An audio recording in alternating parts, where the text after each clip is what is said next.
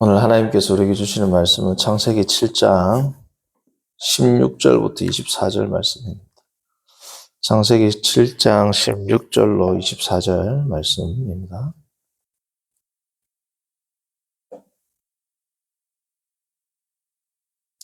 15절부터 읽겠습니다. 15절부터 24절까지. 15절부터 제가 읽겠습니다.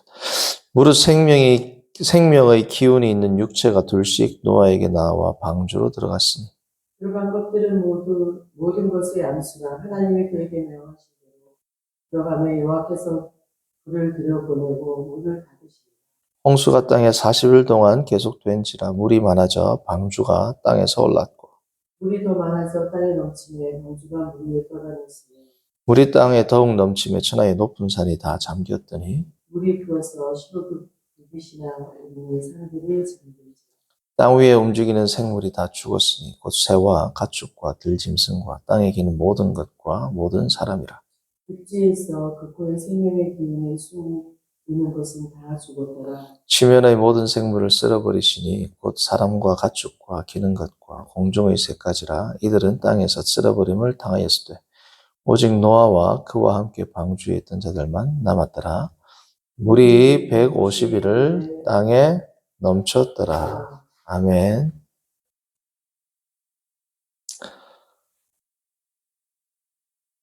우리가 지난 시간 살펴본 대로 노아는 홍수가 있기 일주일 전에 방주에 들어갔습니다.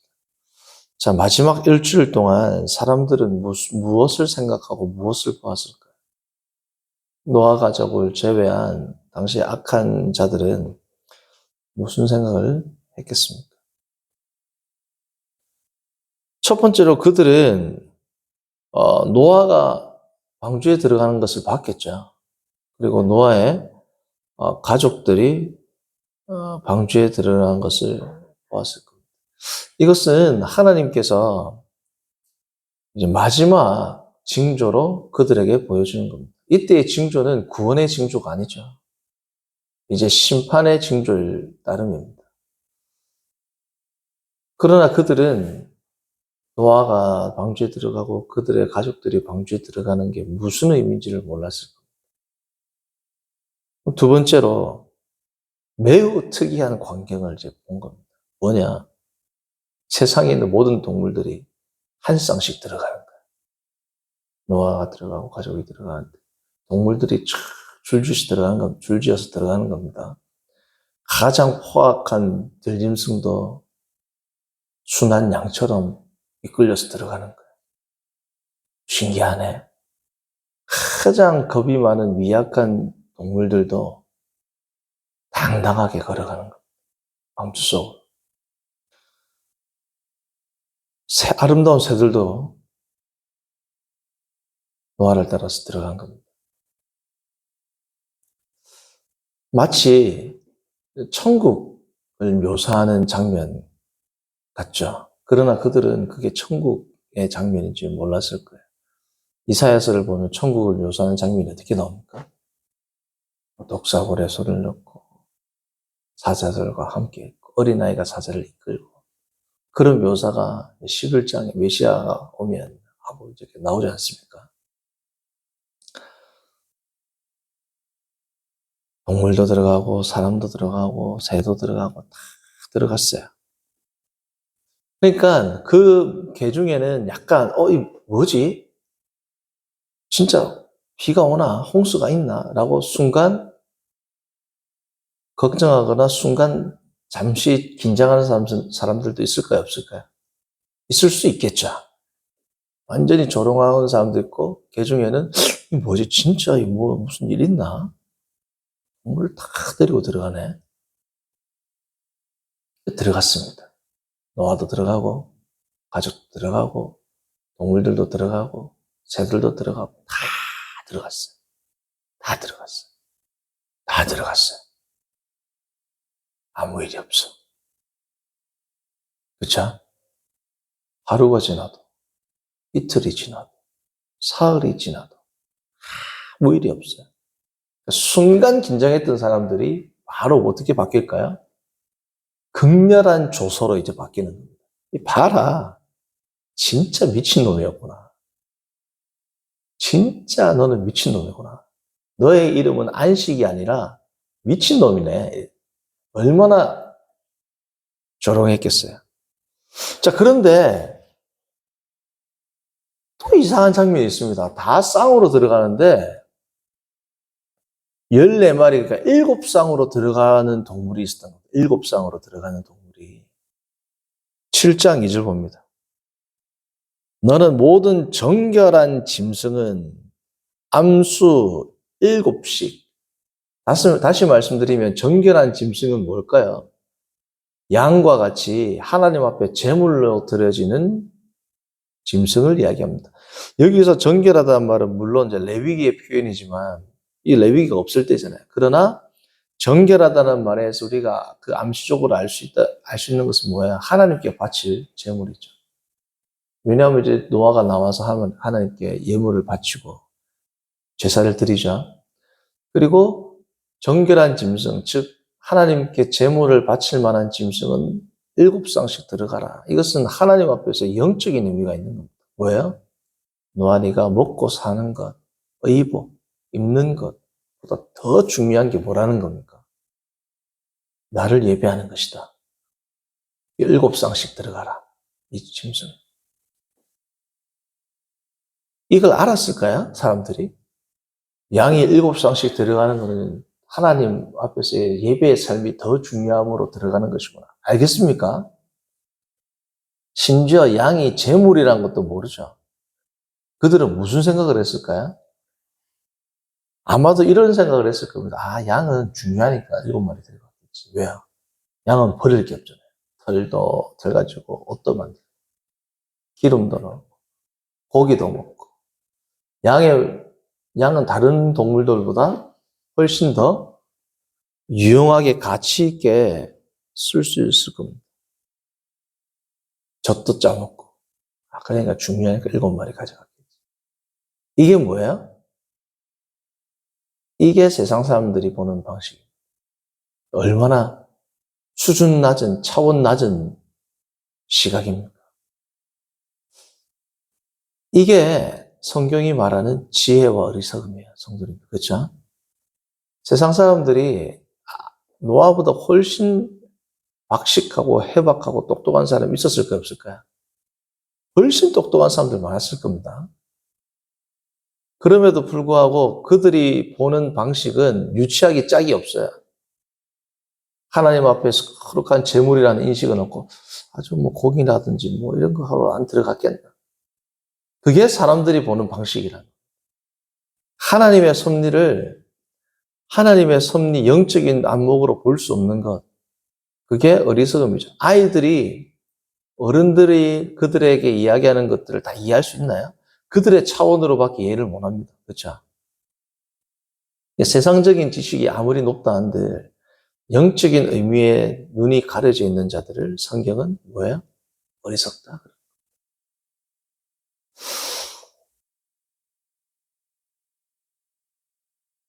이 양들은 결국은 하나님 앞에 예배가 되는 것이고 나중에 그 성취는 어린 양으로 오신 예수님이 되겠죠, 결국은. 그게 오늘날 사람들의 가치고 사고방식입니다. 우리가 예배하는 이유, 우리가 예배하는 삶을 살죠. 세상 사람들은 이렇게 생각하겠죠. 예배를 왜 하지? 하는 이유가 어떻게 생각할까요?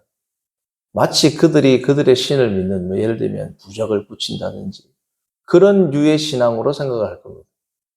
아, 교회를 가서 기도를 하고 하나님이라는 신에 대해 빌면 복을 주는가 보다. 저렇게 복 받으려고 애쓰는구나. 여전히 그들의 가치는 무슨 가치야? 세속적이고 물질적인 가치란 말이죠. 우리가 하나님을 예배하는 이유는 하나님 한 분을 높이고 나의 모든 삶을 헌신하고 어떤 상황과 형편 가운데서도 하나님께 감사하고 기뻐하기 위해서 이러한 신앙생활을 한다. 때로는 고난을 감내한다. 라고 절대로 생각을 못 합니다. 그들이 생각하는 신관, 가치관, 세계관으로 우리의 신앙 활동들을 바라보는 겁니다. 그게 우리의 예배를 바라보는 세상 사람들의 시선이고 조롱이죠.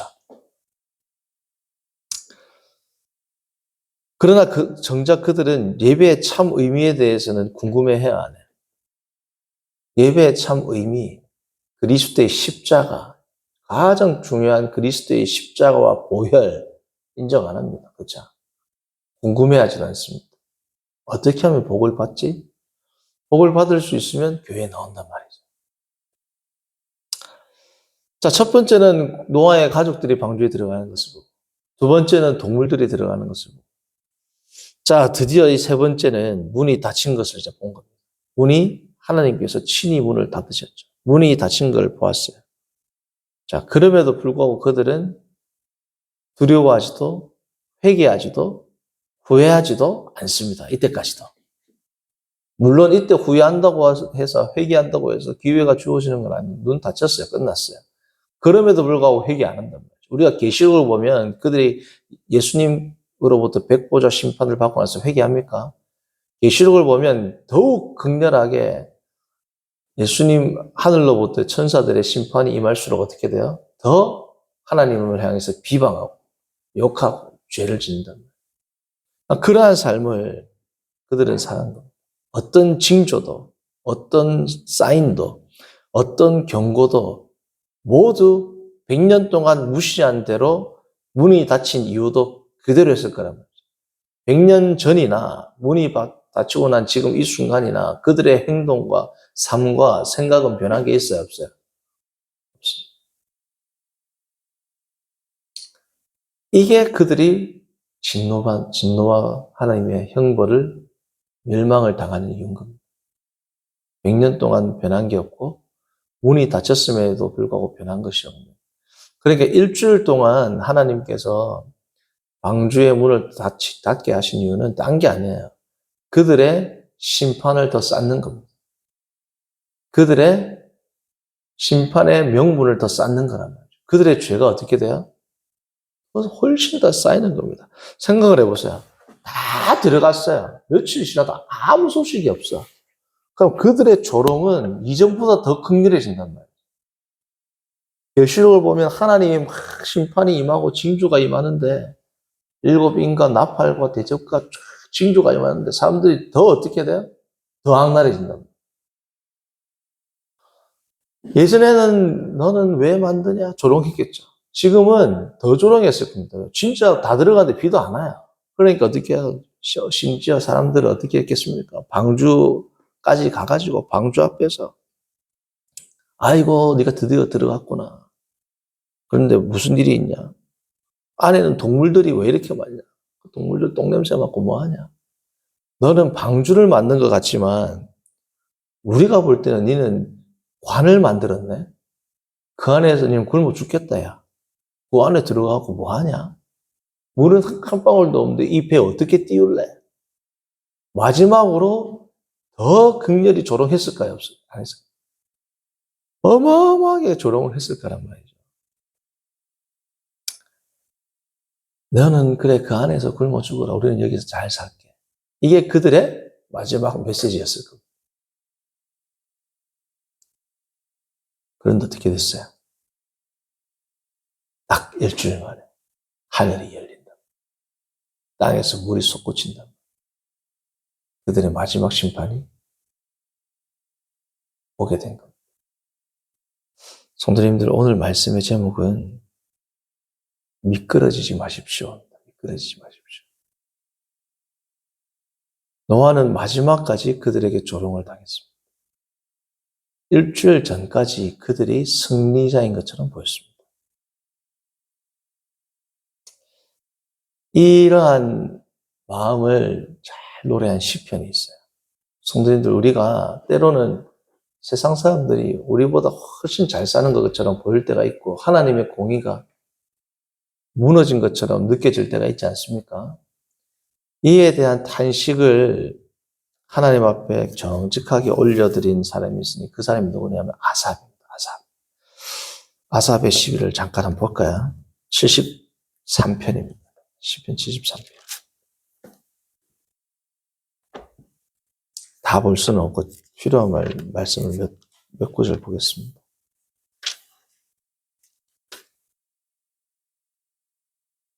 (73편) 하나님이 참으로 이스라엘 중 마음이 정결한 자에게 선을 행하시나 나는 거의 넘어질 뻔하였고 나의 걸음이 뭐라고요? 미끄러질 뻔하였다. 하나님께서 참으로 이스라엘 중에서 마음이 정결하고 거룩하고 하나님을 경외하는 자에게 선을 행하신다라고 내가 이때까지 알아왔으면 이 뜻입니다. 나는 그 하나님에 대한 신앙에서 완전히 넘어질 뻔했습니다. 미끄러질 뻔했습니다. 왜? 3절. 이는 내가 악인의 형통함을 보고 오만한 자를 뭐라고요? 질투하였습니다. 4절. 그들이 죽을 때도 고통이었고 그 힘이 강건하며 악인이라면 죽을 때라도 고통을 받아야 되는데 죽을 때까지 호의호식하고 산단 말이죠. 5절. 사람들이 당하는 고난이 그들에게는 없고 사람들이 당하는 재앙도 그들에게는 없다. 6절. 그러므로 교만이 그들의 목걸이요 강포가 그들의 옷이며 살찜으로 그들의 눈이 솟아나며 그들의 소득은 마음의 소원보다 많아요. 마음이 소원한 것보다 돈을 더 잘 번단 말이죠. 8절. 그들은 능욕하며 악하게 말하며 높은 데서 거만하게 말하며 얼마나 교만한지 높은 데. 9절. 그들의 입은 어디에 있고? 하늘에 있고. 그 정도로 교만하다. 그들의 혀는 땅에 두루다니다. 입은 하늘에 있고 혀는 땅에 두루다니. 마치 하나님처럼 하늘과 땅을 다 통치하는 것처럼 보일 정도로 잘 살았단 말이죠. 11절. 말하기를 하나님이 어찌하랴 지존자에게 지식이 있으랴. 마치 노아에게 조롱하는 듯한 조롱을 하지 않습니까? 13절, 12절. 볼지어다 이들은 악인들이라도 항상 평안하고 집안에 우환도 없어요. 재물은 더욱 불어나도다. 자, 이걸 보니까 시인이 어떤 말을 하냐. 13절. 내가 내 마음을 깨끗이 하며 내 손을 씻어 무죄하다 한 것이 실로 헛되도다. 하나님 제가 왜 이렇게 삽니까? 실로 헛되구나. 나는 종일 재난을 당하며 아침마다 징벌을 받았도다. 악인들은 저렇게 사는데 나는 아침마다 징벌을 당하는 이런 고통 속에서 살고 있구나. 내가 경건하게 산 게 실로 헛되구나. 이 정직한 마음이죠.